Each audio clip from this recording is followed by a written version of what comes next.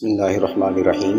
حضور صلی اللہ علیہ وسلم نے ارشاد فرمایا، انما بعثت معلما، مجھے معلم بنا کر بھیجا گیا ہے۔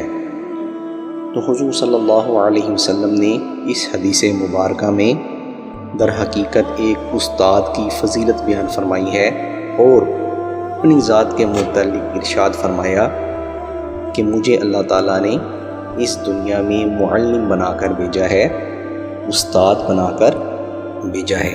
تو ایک استاد کا مرتبہ اور مقام بہت زیادہ ہے، اس لیے ایک استاد کو چاہیے کہ وہ معاشرے میں اپنا ایک عظیم معیار قائم کرے، جس سے وہ ہر خاص و عام کی نظر میں ممتاز ہو جائے، اور اسی طرح شاگردوں کی یہ ذمہ داری ہے کہ وہ اپنے استاد کی عزت کریں اور معاشرے میں اسے وہ مقام دیں جس کا وہ مستحق ہے۔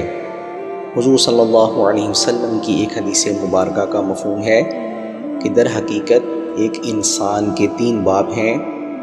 پہلے نمبر پر فرمایا کہ وہ انسان جو دنیا میں اسے لانے کا سبب بنتا ہے، دوسرے نمبر پر کہ وہ انسان جو اسے علم سکھاتا ہے، اور تیسرے نمبر پر فرمایا کہ جس کے گھر اس کی شادی ہو۔ اور ان تینوں میں سے سب سے زیادہ مرتبہ اور مقام بیان کرتے ہوئے آپ صلی اللہ علیہ وسلم نے ارشاد فرمایا کہ استاد کا ان میں سب سے زیادہ مرتبہ اور مقام ہے۔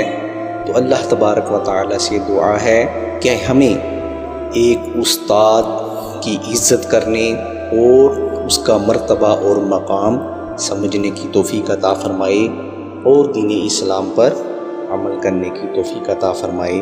السلام علیکم ورحمۃ اللہ وبرکاتہ۔